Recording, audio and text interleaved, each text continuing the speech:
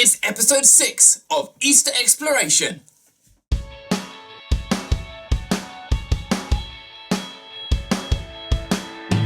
Hello, I'm Mike from High Hopes and we are loving Easter. Like and subscribe and get yourself up to date on all of this wonderful festival. Today is Good Friday. It is the absolute worst, most horrible day of Jesus' life.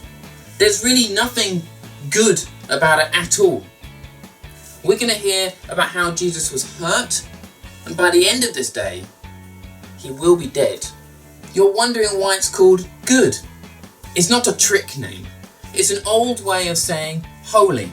We learned that word on Monday, didn't we? It means special, set apart. And there really is no other weekend quite like this one. Today, we're going to hear the story of what happened. We're going to do some thinky bits around that and some wonder time.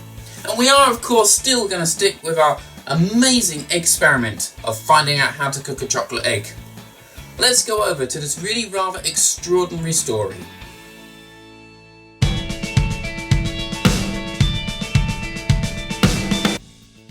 Today's story is about what happened after Jesus was arrested. Jesus was in a terrible situation. The leaders didn't like the things he was saying and doing, so they decided to get rid of him. The soldiers took Jesus before one of the officials called Pilate. "Are you the king of God's people?" he asked. Jesus replied, "That is who they say I am." Pilate knew that Rome could not tolerate anyone claiming to be king, but also couldn't really find a fault with Jesus. He decided to let the people decide. Every year at Passover, it was a tradition to set one, and only one, prisoner free. So gathered a crowd and asked the people who should be free, Jesus or a known criminal called Barabbas. The people didn't pause. "Bring us Barabbas," they cried. "Crucify Christ." Pilate was bewildered by the choice of the crowd, and he wanted no more part of it. He took a bowl of water and he washed his hands in front of them and said, "This is your choice. You are making this happen. My hands are clean." Jesus was taken, stripped down, and given a crown made of thorns for his head. He was beaten and bullied, and given a cross to carry up the hill. The soldiers put Jesus on the cross and waited for him to die, while others mocked him, saying, "You saved others, but you can't save yourself." From noon until 3, the whole earth was dark. Around mid-afternoon, Jesus groaned out of the depths, crying loudly, breathed his last breath. At that moment, there was an earthquake, and rocks were split in pieces. It seemed like the end of everything. Jesus was dead.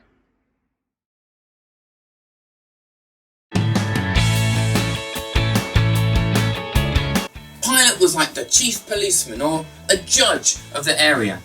He asked Jesus a very interesting question. He said, "Are you a king?"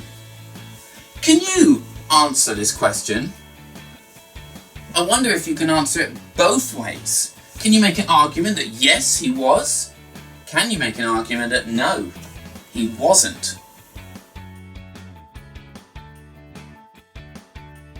Although Pilate was a judge, it doesn't feel like there was a lot of justice going on. What do you think would have been the right thing to do? Have a chat with the people in your house.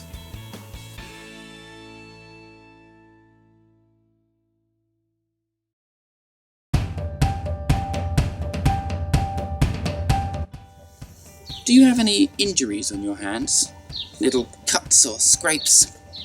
I'm always really proud of my injuries, the bruises on my shins, the grazes on my knees. It's proof that I'm doing exactly what I was made to do, having a great time throwing myself around. Builders often have very rough, tough hands because of the work that they do. Guitarists often have very callous fingertips because of the work they do. There's often a cost to doing what we're really great at doing.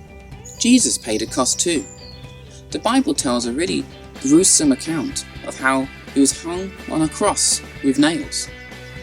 In fact, sign language today for Jesus is just like this. So Jesus had injured hands too, the cost of doing what he was absolutely best at, giving everything he had to others.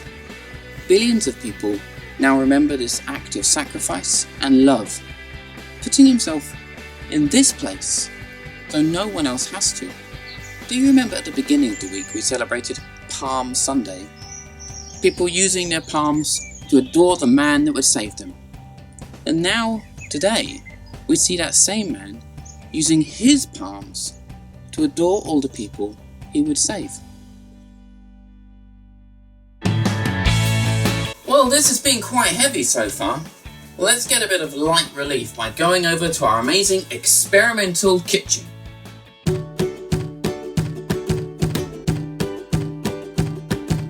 Hello and welcome back to my kitchen. Today we are going to look at how to coddle a cream egg.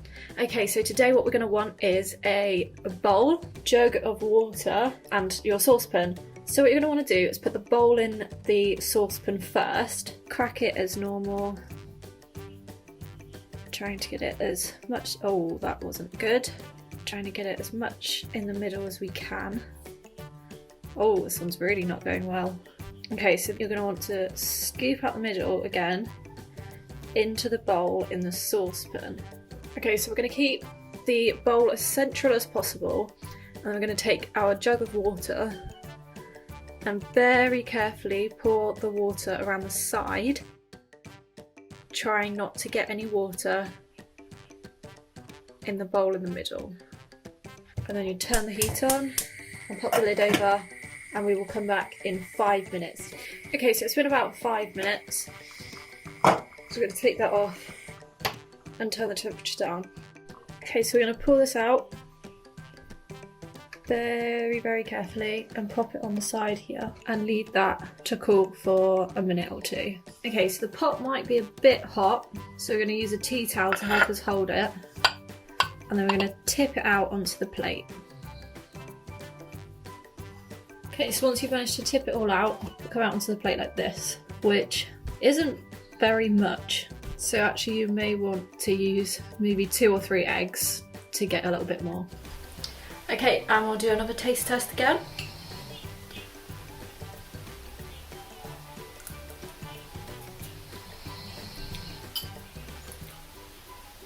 Very nice.